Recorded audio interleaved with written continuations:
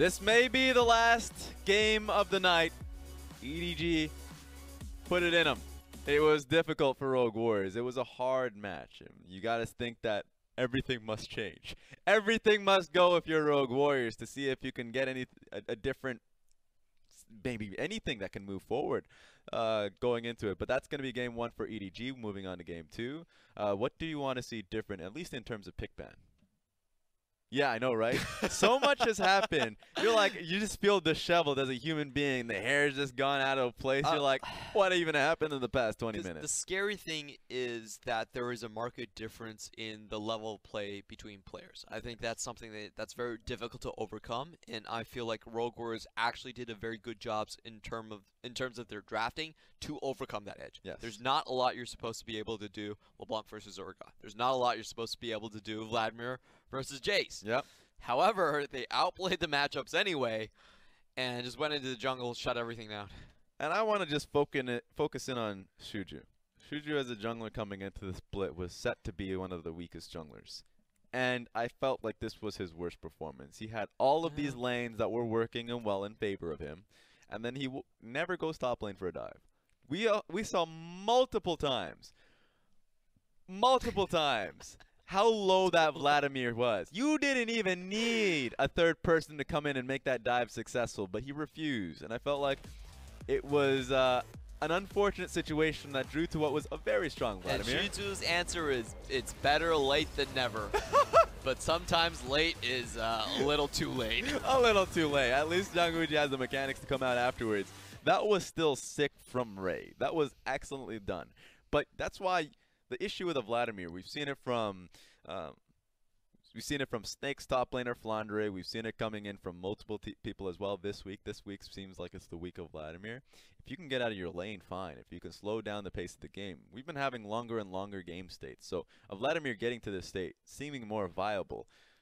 But in this game, it shouldn't have been that case. Yeah, because the early game has been so strong. So great on Stake to be able to pick up this draft, but the players didn't really come out ahead. The draft was actually fine. I was really impressed with the draft so far. I like what they did with it, but Ray, man of the match, not punished in the early game, and Vladimir can really get you when it goes on to the later phases of the game. This was also a prepared counter pick by EDG. They knew that the Vayne was incoming from Uji, so you might as well get a Vladimir that just decimates short-range AD carries. And the best thing about a Vladimir, 28% damage percentage and a 33% damage taken. In team fights, it is so tough to take him down. So well done to Ray in this game, though. Once he got out of the laning phase, it was so hard for the Jayce to be meaningful. He was getting taken down multiple times, especially that first blood as a solo kill there. Ooh, that was a really rough one. I have to say, the only part of Clearlove's game that I feel he can exploit is his unwillingness to help top lane a lot of the times.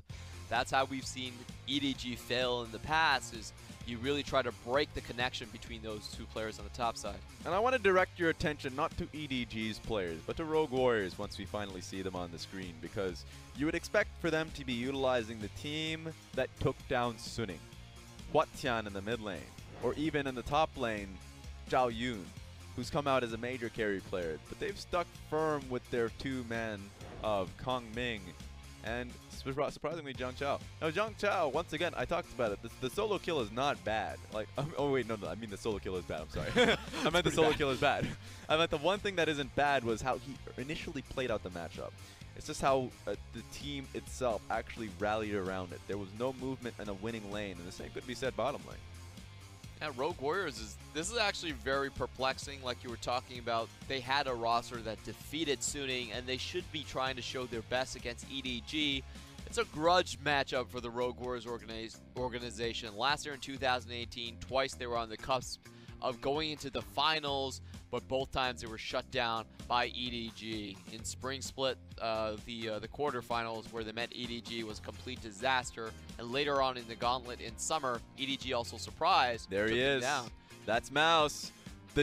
He's been on both of these teams. EDG was their main tank facilitator for the squad, seen so much success for the team, and just last season had been with Rogue Warriors. I've been wondering, he was the one member that tied the two teams together. Of course he's going to be here in Shanghai in the Hongqiao venue to watch them duke it out. A lot of friends on both sides for Mouse, but he's enjoying His hiatus from League of Legends hasn't really gone all the way to announce retirement I thought yet. he did, but I can't read Chinese, so I thought it's always the case where the players can go back. You know, they haven't made it abundantly clear. They just say they're leaving for a while, which is you can read that whichever way you want to. All right, get the camera on me, Mr. Producer. Before we go into pick ban, I want to showcase the fact that I have a mouse shirt, Rogue Warriors mouse. Get that apparel out there.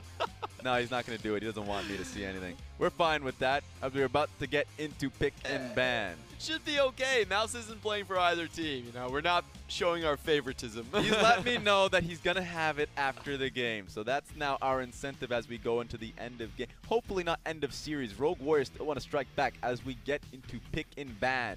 The bans are already out there. Akali, Zoe, and Thresh on the side of Rogue Warriors, and for EDG, Galio, Lucian, and Jiangqiao. The same bans coming out from Rogue Warriors. EDG only changed the Galio for that instance, so it's very apparent what they're thinking. Let's just make sure Uji can't play a strong early laning phase and take Xuzhu's best champion away from him.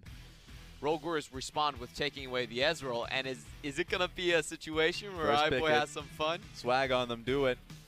This is when a dab isn't cringy. All right, it's fine. Jayce is going to be locked in from EDG as a response. We knew how much pressure it was on the side of Jiangqiao, and now we get to see either Ray or Scout have a hand at it. Both players are capable of playing the Jayce, like you were talking about, is a flex pick.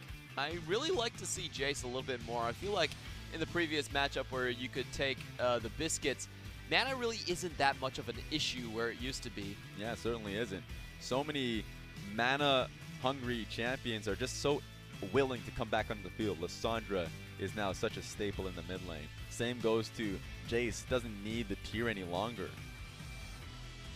And for Rogue Warriors, they're going to have a bit of lessons prepared for EDG on their own. Kongming coming out with LeBlanc. He is an assassin player. Did have a couple of these LeBlanc games before. Boom. And just like that, they still want to keep the early game train rolling. Ezreal, Olaf, and LeBlanc. We still need to see what the jungler is on the side of EDG. So Rogue Warriors might start banning out the Clearlove jungles. He's been criticized for having a smaller pool. And when Jiangqiao was locked out by EDG, that chipped it out just a little bit more. Yeah, the other picks that we really have seen Clearlove on are the Skarner and the Gragas. The Skarner would be a good counter to the Olaf. Very hard to walk past the Skarner and pick up your undertows. Another one could be the Trundle, which Clearlove has played, but generally Clearlove has stuck to those couple of champions. Here comes the Nocturne ban, so let's keep them stacking. Every champion pick. Now, Nocturne's been so strong for EDG historically, being able to go across the map, get that semi-ultimate, semi-global ultimate, that is. So we're just waiting on the ban here. Boom. Here goes the Urgot off the field. And for Rogue Warriors, this is an interesting matchup where they're actually going to focus more on the mid and jungle side. I feel for the bot lane, they just want something that can roam away from the lane. Tahm Kench would be a great option here. Also a good takeaway from EDG. Yeah, both Meiko and Killua are great Tahm Kench players, but you know that EDG has their hand at it first. We'll take away the Fiddlesticks. I don't know if that's going to benefit Rogue Warriors that also has a Fiddlesticks player, and they know that EDG will say, great. Oh, wait a minute. Will we see the Alistar instead? Both picks are viable, but the Tahm Kench is a better one into the Alistar in particular. So Killua maybe looks at the hover and says, oh, they know. They know what I want. So it's going to be EDG rounding that one up with a Tahm Kench waiting on their last pick. That's a fun one for a ban coming out for Rogue Warriors. Wow! Oh! That's what I like to see. The support pick comes through. It's going to be ZWuji on the Pyke. And you can see the hover. You have 18 seconds to make the decision. To make that a Vladimir top lane. Jiangqiao recognized how effective Ray was as he got out of the laning phase. Is he going to put himself in the same situation? Yeah, but it all comes down to the jungler that's going to influence that top side. Vladimir is still a much weaker champion in the early phases of the game. And Killua with the Tahm Kench counter. This is going to be fun because the execute does go through gray health. You cannot use your gray health to shield yourself from death. That's what makes this such a strong counter. The fact that you can just ignore that shield. And so for Rogue Warriors that have so many carries across the board, you can even come out on a limb and say that's 5 carries in their composition on Rogue Warriors side, while EDG locks in the Jarvan, their other facilitators. So Lissandra and Jarvan are trying to be roaming across the map with Tahm and Kench, see if they can get the job done. This is a composition that can be completely blown up by a Vladimir, though. A lot of short range not short range, but a lot of not so tanky characters on the back end. So it really is a test for Jiangqiao. Can he find those flanks? Can he pull off the plays that we've seen earlier in the series by Changhong? You gotta ask yourself that question. While one semi-global was denied with the Nocturne the ban, Tahm Kench is there to empower your shot caller in Meiko to make the necessary plays. Now, 20 seconds has run out, and we finally get to see Lissandra mid, Jayce top, so it's a swapped matchup. Ray gets the opportunity to harass, and one of our criticisms of Xuzhu was that he wasn't there to actually dive and take the opportunity to punish the Vladimir in that situation. Seems like now you gotta ask yourself the question, is EDG gonna make that same position fly? No. No, definitely not.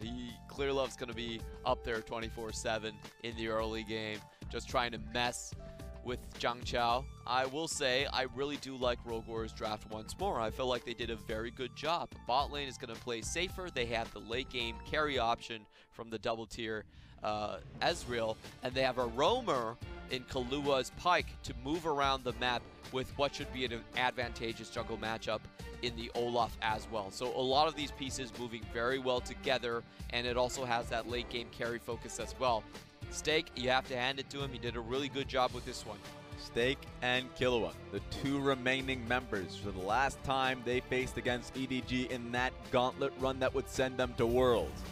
Now they are in a position of getting 2-0'd by EDG. They want to put this one to a game 3. Can they do it? Let's find out.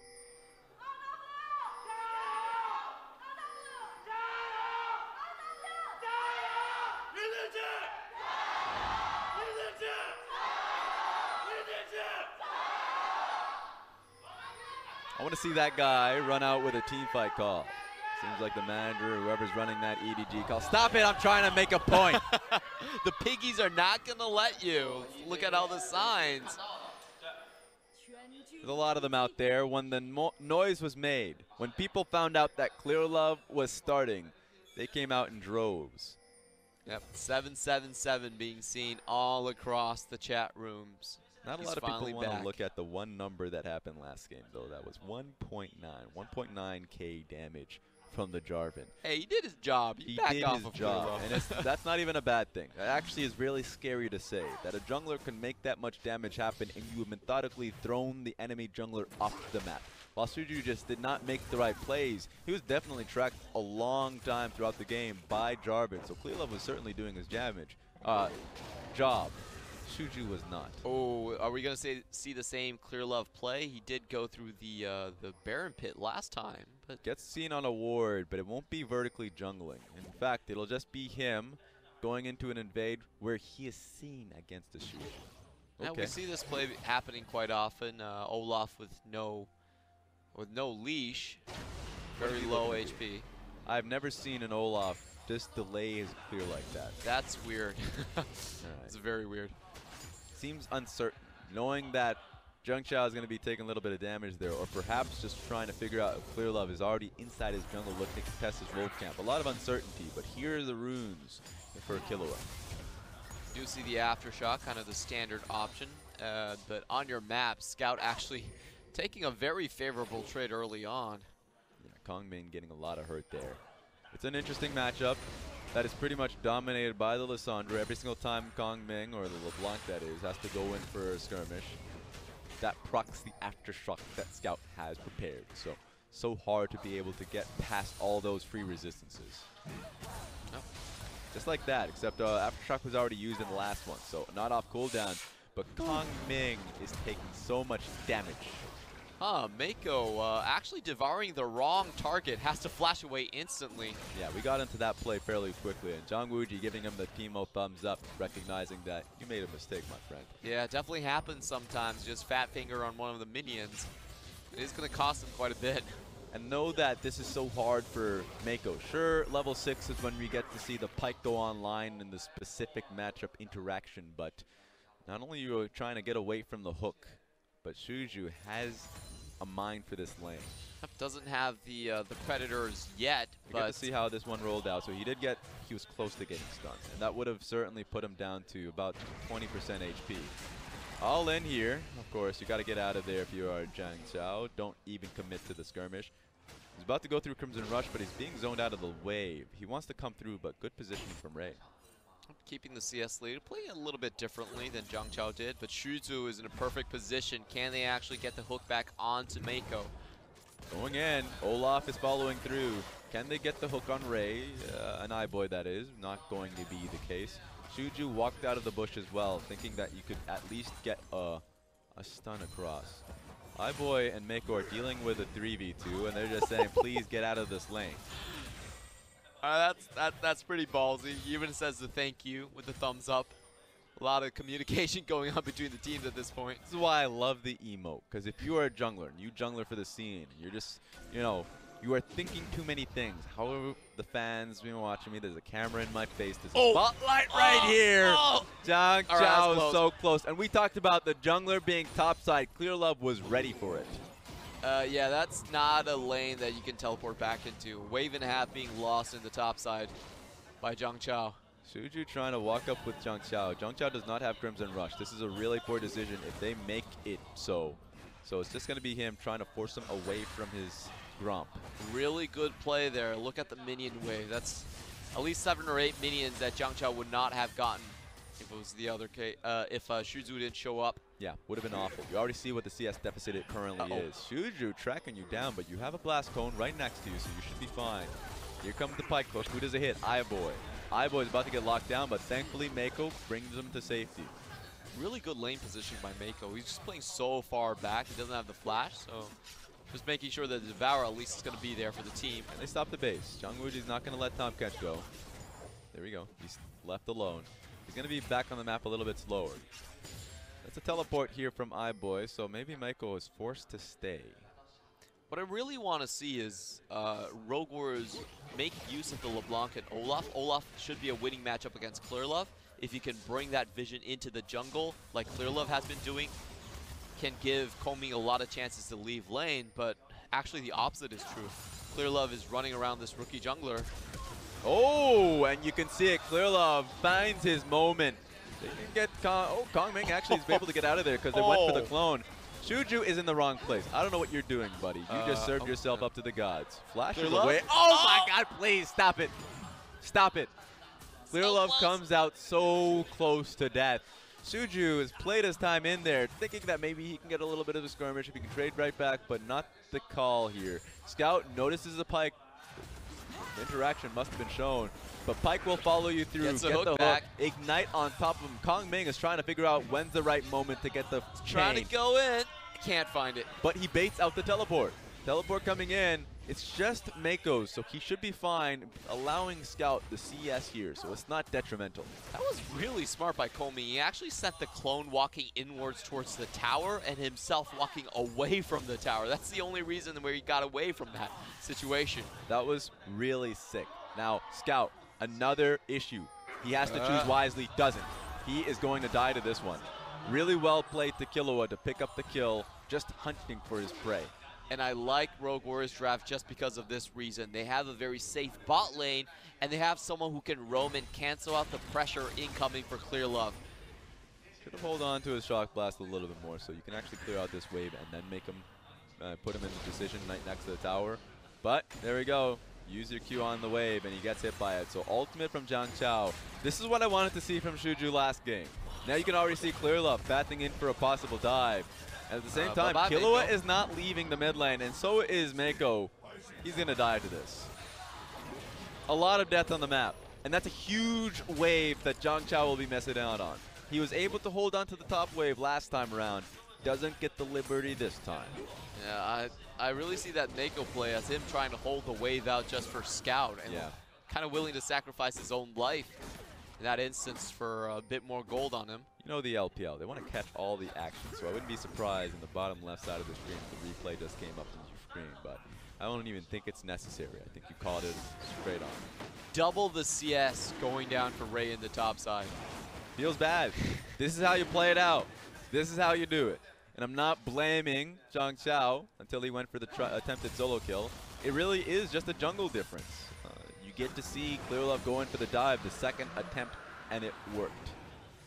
Yeah, it just feels like Clearlove a lot of times he's not punished. Like Olaf ran into the Jarvan a couple times, so wasn't able to chase him down. This is warded, control ward, he won't be able to see. He puts himself in a really bad position, but they're going to go straight on towards Tahm Kench. Just remember who does the damage here. It's going to be iBoy. Just finding the opportunity to get right into the back line, and they get the kill on the Xuzhu. Jungle difference. Jungle difference. Not much to say here. Yeah. Clearlove's going to be able to back up out of there alongside Scout, get the control ward, the river. They're going to be able to clear this one out too. Kongming's pressure might not come to fruition. He's going to have to play this one out safely. Thanks to the Lord, there's a minion wave there, but it's not going to stop Ray from jumping on top of you. Exactly, and the mid lane's also going very poorly for Kongming at this point as well. Down by almost 20 CS, and Scout has just been having his way with the matchup. The kill doesn't even really matter at this point. I feel like Killua is the only one left on the map who can really save all of this. He needs to get his say in the mid lane at the very least. I love the fact that the Ezreals come through too, because it really has opened up Killua's Pyke. Now he can get this pick on towards sweet. Scout. I don't know how long this lasts, buddy, but you still have to face the time. One more bit of damage and you can follow in with Pyke ultimate. Not going to be the case. So they do force him away, but at the expense of double ignites in that one trade. But you're going to have to do something starting about the bottom lane, because while Ezreal has been safe for quite some time, now it's going to mean something with the turret plating under threat. Still have 4 minutes until the turret plating goes down. Here comes Pyke. It's been in a flank situation. Meiko is safe. I don't think he's concerned about himself, though. More so concerned about iBoy. iBoy is getting out of there scot-free. Yes. Meiko, can he get out? He is so close to safety. There we go. Huh. It's a tough call for both of these laners, but here's a tougher one. Jiangqiao, can he remain alive? Has himself the Crimson Rush right now. Should be able to get out there, topped up. But Clearlove still has him in his sights. So Jiangqiao has to give up another wave. No, you don't even hear Clearlove. Goodbye. Flashes away. Shock Blast, still a possibility.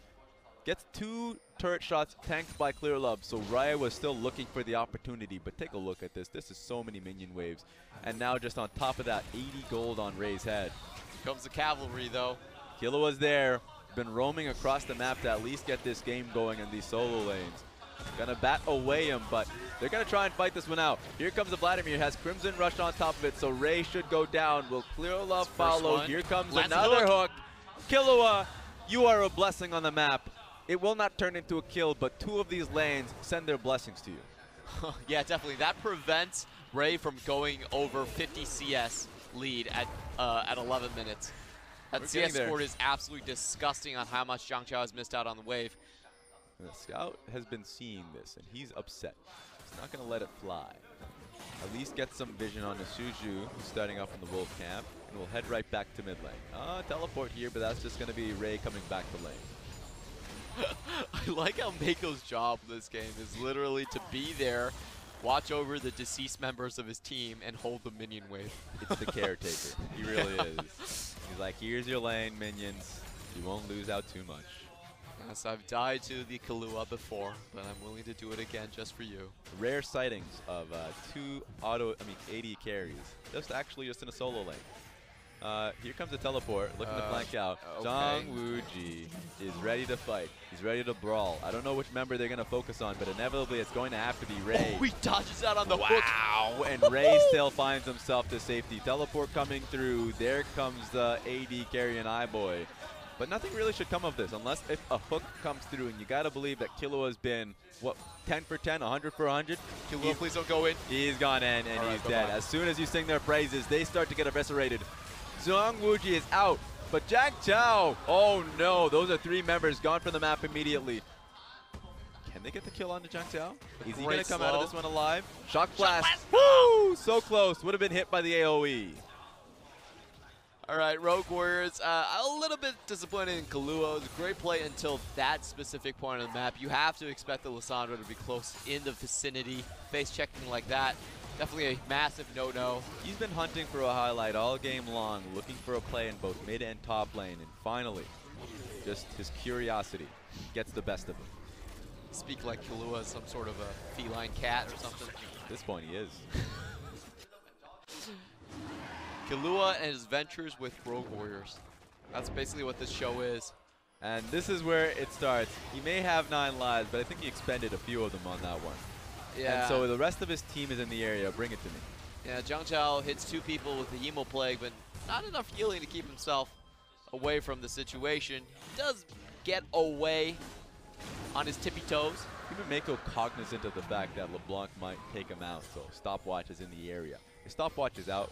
Wonder when he's just going to be able to sell that one back, but really well done from EDG to get the pick back. That one looked a little bit precarious. Yeah, I really like what Ray did at the start of the fight right there. He dodged out on the hook from Killua, went straight onto ZWuji, and then into the Devourer on Meiko.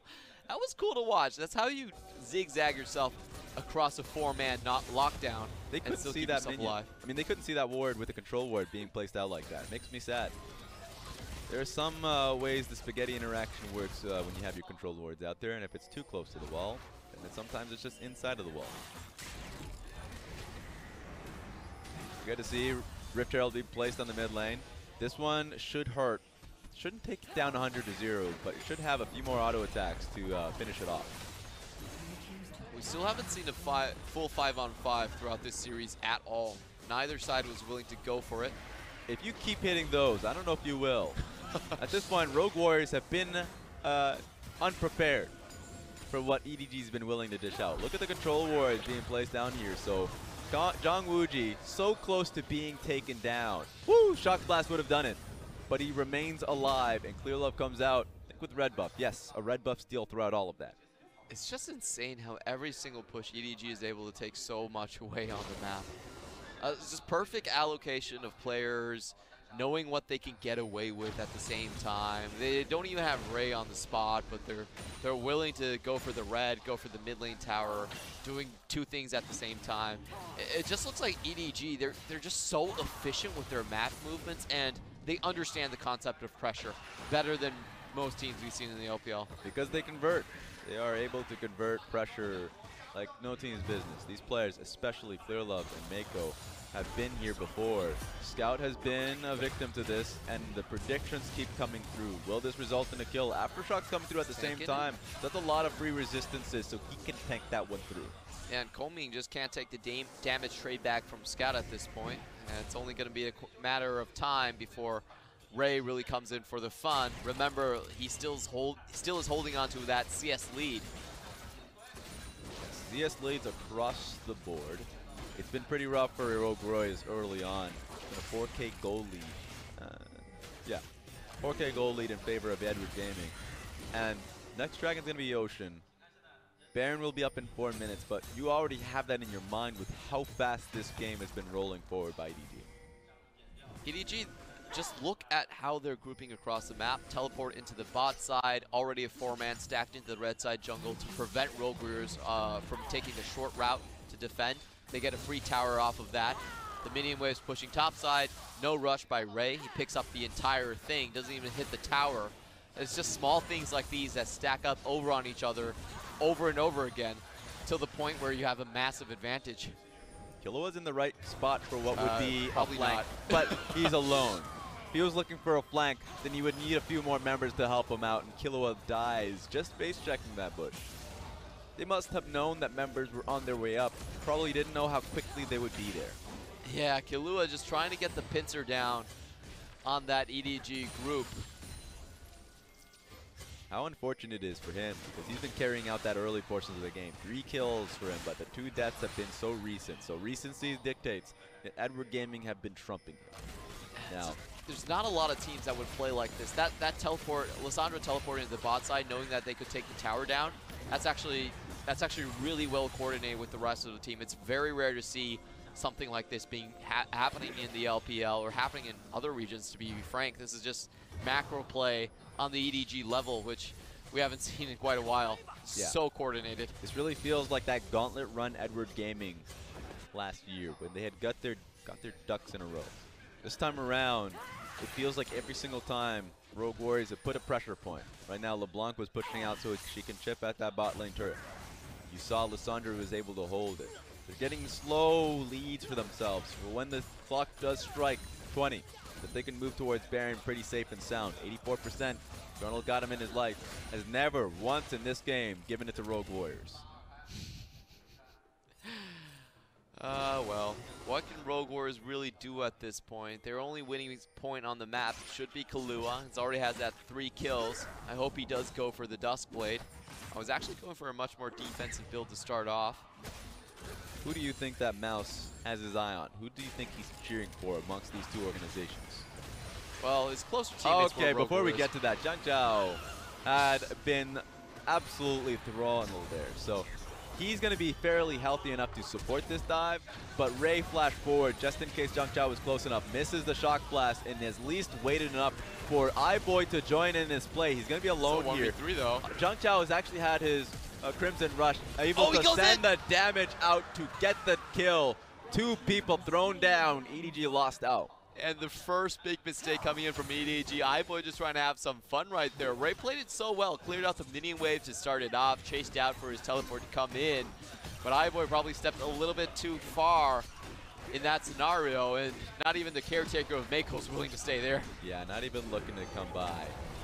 Crimson Rush was perfectly timed too to keep Jiangqiao healthy. It was all Ray was trying to do was actually burn him. Just take a look at this. Run it through me. Yeah, it's a really good start of the fight for Ray. He gets the majority of the damage down, flashes out of the hook, I imagine, and then clears the minion wave as well. Unfortunately, the minion wave the tower does aggro onto Killua for a while, so he's not able to really get all the damage down on the same target. If it was on Xuzhu from the start of that fight, probably wouldn't have been a secondary dive. Would have been so close to clearing them out. As long as you can keep above that threshold, you can fight out the Pyke. Pyke just does so much damage. All he needs you to do is get yourself low enough. Yeah, if you guys want to see some great Pyke games, I honestly think Mata's account is the one you want to watch on OBGG. Yeah. Just 75% on that Pyke. Made it to the top 10 on the Korean solo ladder. He goes all the way in, that man. He understands he's in solo queue, and he's like, well, I'm going double lethality. Yeah, that's the Pyke I want to watch. Look at the gold count for Killua. 5 kills, all the kills on his team. He's actually richer than LeBlanc at this point. That's crazy. How much gold he's able to accrue. Of course, the kill gold's been coming in favor of him a few times, but that's how rich you can get. And how rich you need to be if you want to be able to pick up after the scraps that's been happening in these solo lanes. I don't think Killua spotted this. EDG had their sweepers up the entire way as they make their way into the hiding place. No one saw that. No pings came through. People just need to know. Okay, you must have seen this now, but way too late. Perfectly played. Metal Gear Solid style. Just not a sound. Kongming.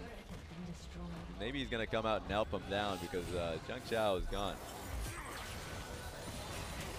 Here we go. 5 members now looking to go through, but that's a lot of wave clear. Scout's going to be able to get out of there scot-free, but they need an extra wave to push in as they get repelled from the bottom lane tower. This time it's quite different though. Rogue Warriors have the kill potential onto EDG, which is not something they had in the previous game. So if Killua can just find a hook on a crucial target, I think Ray is the one you really want to get. And this is a situation where they could very well still pull themselves back, fight off sieges. 5-2-0.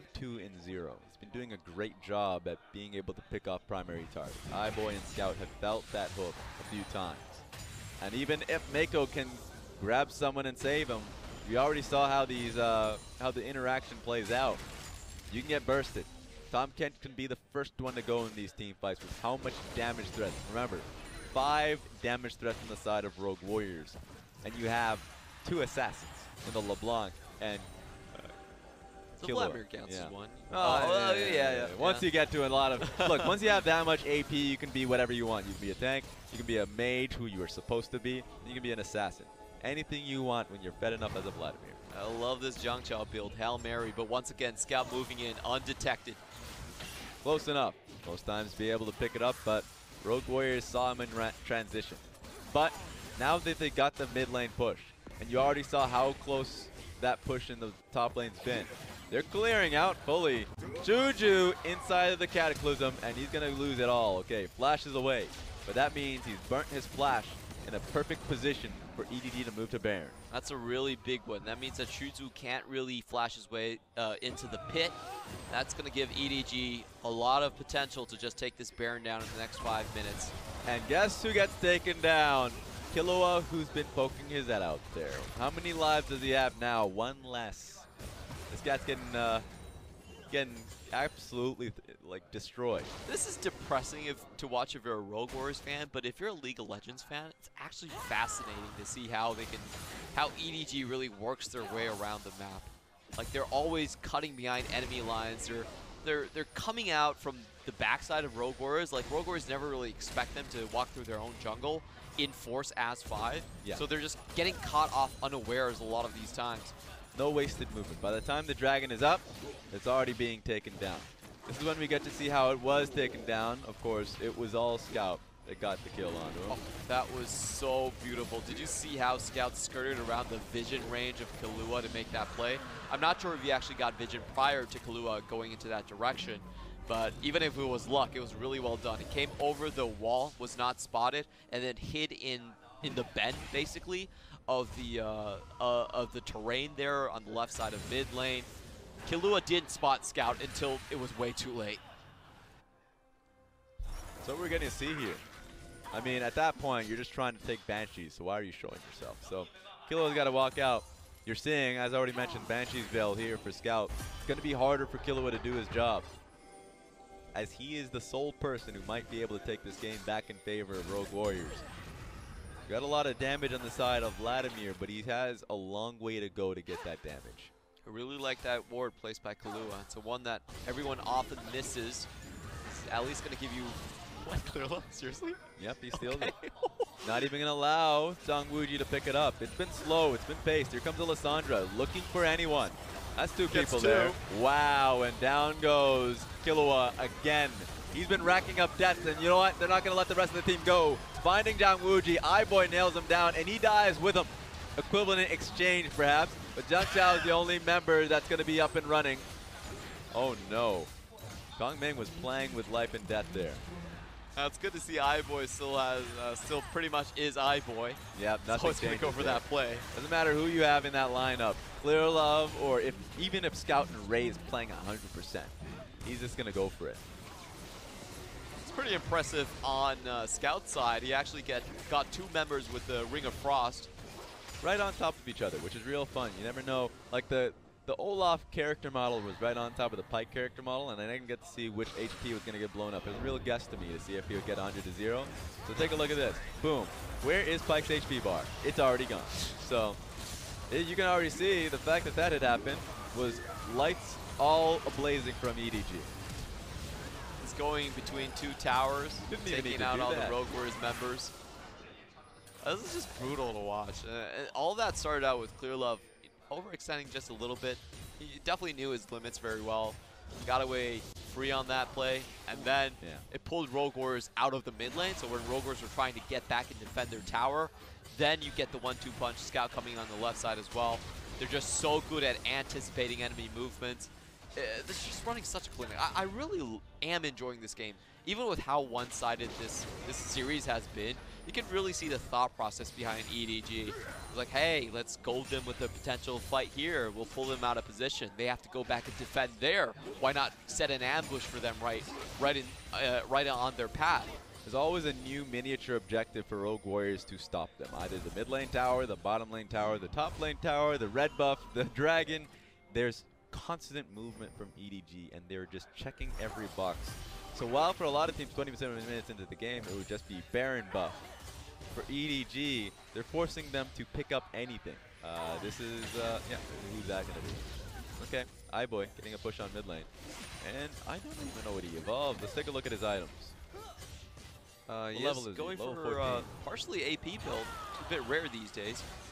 It seems like they're just looking to run down Killua, give him his millionth death at this point. Taking a lot of HP. He is so low. Just Scouts need a shot blast go for it. And you're right, Scout is down with how much they were chasing for it. Xuzhu looking to chase. Here comes the Vladimir in the middle of 4 people. That's a lot of damage coming through, but Xuzhu just has to leave. iBoy blinking HP bar. Kongming trying to find any way to trade right back. And Ray actually has an eye on him. Super healthy. And they have Clearlove surrounded at this point. Killua, you're not that healthy. I'm sorry to say, you're going to get blown up by Ray, so stop playing this game. All right, he's dead. And now they're going for Jiangqiao. There's a lot of back and forth as Jarvan goes down as well. This is a dangerous game to play, and ZWuji wants to play it. Blinking red HP bars. He can find a Q right here. Going right in, finish it. And he's going to die. Oh. And no, Xuzhu, a full HP, coming back from the base. Thinks he could try and trade this one back. He probably saw the iBoy game versus Rogue RNG and thought he could make the same play. EDG giving the younger team a bit of hope in these skirmishes so far. Definitely over chasing on the initial one. I don't like this idea. You're right. Why are they chasing that far up? And it puts Scout to dry. Yeah, it was really not necessary, but it was smart from Rogue Warriors. They had two members already around the bend just to catch him out, and then iBoy gets a 1-2 punch in the face by Kongming and ZWuji there. I just wish that Rogue Warriors could have finished off in a couple more kills, but great play on EDG. They bait Jiangqiao again. Jiangqiao not having a great game. Usually when we pop out of replays just like that, plays being made. It feels like a play's always being made as Jiangqiao is being opened up on. May have not hit him with the shock blast, but do you really need to? Crimson Rush will heal him back a little bit. I think he's going to survive. He got him with the last touch, but ZWuji wants this, maybe not. Take a look at this. They just found Killua again. Killua needs to stop. He needs to stop. I've said this a few times, but deaths racking up in the 30-minute mark really ramp up to a Baron already being pinged here from EDG. Yeah, this guy started out 5-2-0. I don't envy his position because he has to be the one to check out the terrain on his team. Here comes the teleport. They're all inning on the Baron buff. 6k HP. ZWuji, Xuzhu. Xuzhu doesn't have flash here, and that's Baron buff already taken. Will the fight go in favor of EDG? All right, they push him out, and they will head back to base. EDG, they're trying to calm down at this point. They could finish the game with just a push towards the middle of the lane. And just taking a look at the itemizing here. As Dragon gets picked away, may not be the most beneficial for a losing team, but Rogue Warriors, just in case. And also taking away the second Mountain Dragon from Edward Gaming might be beneficial. The scary thing about this game is how much denial EDG is actually throwing at Rogue Warriors. This isn't a scenario where the team is just winning because of the team fight victories, but it's about how much resources they're choking away and pulling on Rogue Warriors to travel across the map. It's a 50 CS lead in the top side, an 80 CS lead in mid, and a 70 CS lead on bot. Rarely do you see losing teams fall this far behind in the CS department. Completely choked out. Jungle minions have not been touched by Rogue Warriors in some time. It's not been theirs. Same goes to them. The only time they get a chance is at the building waves hitting their towers. All right, picking off Scout's Banshee's Veil, but he is right for the picking. Killua getting poked just a little bit. His Aftershock going down. And it's just going to be on the building waves. Here comes the mid lane wave as Ray is following along. And they're just going to go in. ZWuji is so low. Going to have to go back to base. I'm not even sure where that damage came from. He did get sniped out once by the W incoming from iBoy. That's all the damage I saw. He's just going to hit nobody. Ray sidesteps it. They take the mid lane inhibitor. And now set the tone for this top lane inner tower. Can they do it? Boom. Shock blast. Looks like Scout baits them to push them out. Was so close to looking to take that once he can start the fight, but is honestly just happy with how much damage and how slow of a lead that they've been gaining. Killua has to be the hero here. He needs to find the pick. He's searching for it. They're not even interested in the bot lane tower. Jiangqiao taking a lot of damage, but he's not up to Crimson Rush. He's getting to his Crimson Rush right now, but Redemption being used. Full HP on everyone. You could see Scout stopping. Thought he was in range to get the ultimate on Vladimir. Wasn't. You're seeing Killua. He's the one that starts the fight, but in a minion wave will not work. There's no reason to stay here for EDG. They've been playing with their food just a little bit too much this game. An instant teleport coming back from Scout just to finish off the game here. Yeah, they picked out the wave. iBoy's been poked around though, so he needs to be able to heal that up. If there's a time to start the fight, it's now for Rogue Warriors to pick off iBoy. iBoy is pretty far off from the team. Same goes for Ray. So it's just unfortunate that Rogue Warriors can't take advantage of that. Healing back, iBoy's back to full HP. EDG is insanely efficient with their map movements. They're making sure every second of the Baron buff is used to its extreme. This is the third time that they used a teleport just to preserve the minion wave. But ZWuji is doing a lot of damage. 2 inhibitors are down, and this is going to be the third one. Super minion waves. Oh my goodness. 3-man knockup. 2 people down. Xuzhu and Jiangqiao off the map. Killua, ZWuji, and Kongming are the only ones alive. There's 3 remaining carries, but they're way too squishy. Clearlove with GA. Oh my god, they actually respond and take the kill onto Ray. But a teleport should get the job done. It's about how many more kills can EDG get at this point. Rogue Warriors putting up a valiant defense. They're just going to focus down on the Nexus now. Just want the kills here. Pad the stats. Can Clearlove get the damage down? Easy. And it's just Killua. Well, a few people are going to end up moving into the Nexus, but that is an easy 2-0 for EDG. I felt it coming. I felt that iBoy was on his game. He wanted to see blood across the map. That last play really toying with the desperation on Rogue Warriors, backing in plain vision. Rogue Warriors think, hey, you know what? This is a 4v5. Maybe we can push our luck on it. Instantly shut down by Scout. People just going into this series wanted to know what those Suning games meant. What did it mean for EDG? What did it mean for Rogue Warriors? Is Rogue Warriors a stronger team now? Can they really contest for a playoff position? And the question for Rogue Warriors is, it's going to be a long run. Especially for some of these solo laners. Jiangqiao was schooled against Ray. And in the mid lane, you can say that Scout was able to take down Kongming quite easily, and he needed some help. With the amount of help that you saw from the support, Killua running across the map still wasn't enough. EDG just playing on a completely different tier than the rest of the league in terms of their macro play. And this is the allure of Clearlove. He just pressures out so well. He makes the team work like a machine, all the cogs turning in unison, and they just choke out the life from the enemy team. I think you're asking, what does it mean for Rogue Warriors? The bigger question is, what does it mean for Suning and the rest of the team? Oh yeah, I'm sad about that one. Yeah, if you think about Rogue Warriors taking down Suning, well, EDG were not troubled by Rogue Warriors whatsoever. Yeah, the gap is widening. The last 3 series for EDG were just strong. Before Clearlove came in, they had that series versus RNG, and they may not have the win. And then the last 2 series where they were able to take down not only Rogue Warriors, but Suning in strong fashion. Heart ecstatic. Super happy with the victory for his team. There we go, look at the stats here. Quite a bit here coming in from Ray. So much damage on the Jiangqiao that was converted into kills.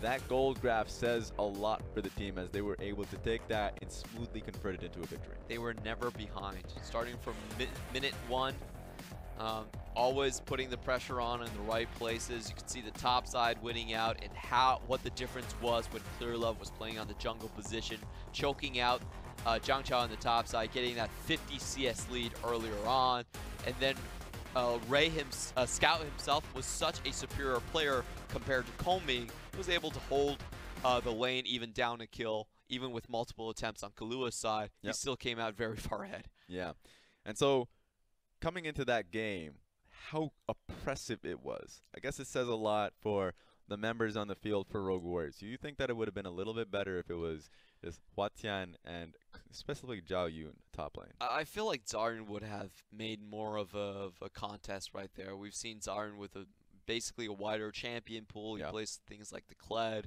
that can throw a surprise towards EDG. And at the very least, Zarn was someone that could play the initiation role for Rogue Warriors as well. They actually won a couple of games in the Demacia Cup just because they were able to surprise people with their team fights incoming.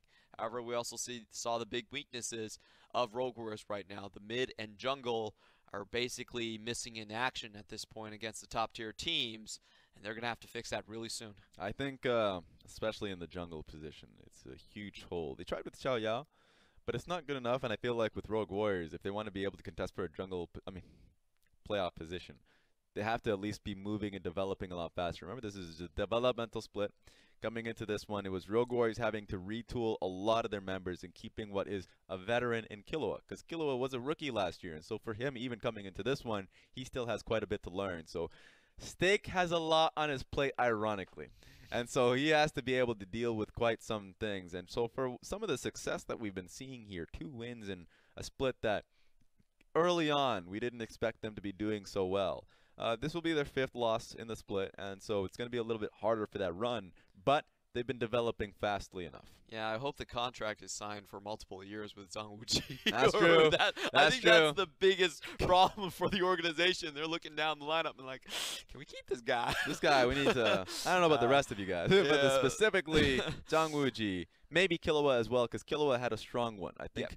At the end of it, I thought it was more so desperation. If you are looking and still seeing across the map, your laners are still losing, especially with the help that you still gave them. And no wards are actually being able to be placed down to the map, no pressure then from Xuzhu, that I forgave a few of those deaths from Killua. I think some of them were just too much, once again, emotions running out. So going up against EDG, I will say a good call for EDG. EDG coming back, waking up earlier than they did in the last split. Makes a lot of sense since they're really running into trouble. There's a lot of teams in the split to begin with, 16 teams, and not a lot of position in the playoffs. Half the teams will be making it to the playoffs, the other half will just be wallowing in pity for the offseason. So EDG wants to be able to make that, especially with the teams that are on the up and up. We said earlier in the split that we felt like this was going to be the first year EDG was going to miss Worlds. Yes. They've done it since 2014 onwards. They've always been there. But this time around, we said, yeah, there's no way. There's too much talent in the league at this point. We saw the collapse of EDG and their game style at international events. We didn't think they could make it. But they always do. They always do for some reason. They always find their way. They're always that machine. And speaking of the machine, doesn't matter what cog you throw into the mix, they come out as victors. And this one, it's going to be the MVP going to Ray. Another carry option, another one where he just slammed Jiangqiao. And so it's well deserved. 35% damage percentage on the opposite side of the matchup as well. Take a look.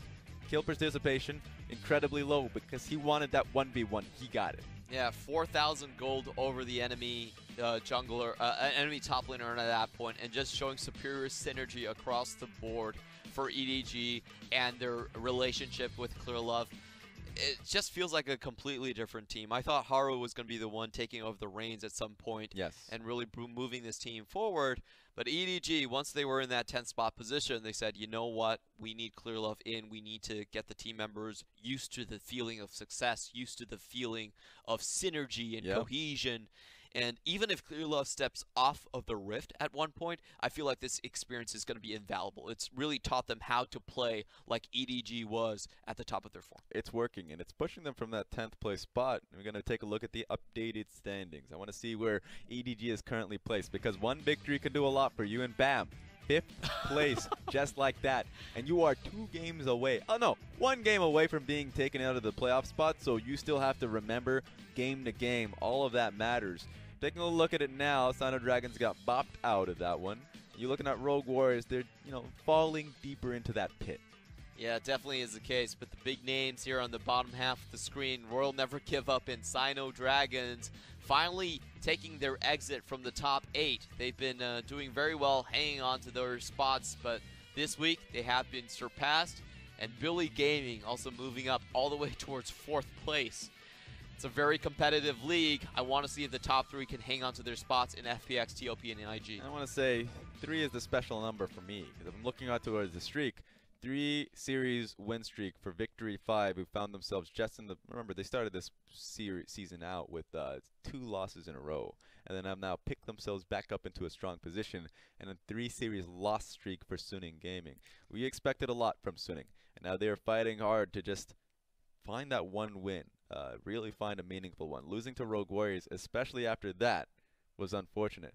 But let's just look ahead, because going into tomorrow, which is the official halfway mark for the LPL, who are we going to see? LGD, the killers of IG, going matchup head-to-head versus WE. Yeah, LGD, though, they still hang out down at place 15 in terms of the plus-minus column, so they want to do more for their lineup. But Yuki's been showing up massively. I hope we're going to get a good showdown between him and Xie. Consistency is going to be the biggest one for both of these teams. WE coming off with a big win against OMG. And here's, look, it's not match of the week, but it has the feeling of one. Oh, it's pretty close. It's pretty damn close. Gaming and Suning. That one is so sick to see. That one is also going to be in a non-compete day, so you don't have to watch. Like, you're just looking at you're like, oh, Twitch, wait a minute. It's just LPL on my screen. There's no excuse for me. It's also a Monday, so what am I going to do on that day? That's not me. I'm not going out. I'm coming back from work. You're watching the LPL. You're watching Suning versus Invictus Gaming, so that's the one you want to see at that night. Definitely is the case. I mean, Suning Gaming, both of these teams, they're trying to move out of a slump in this case.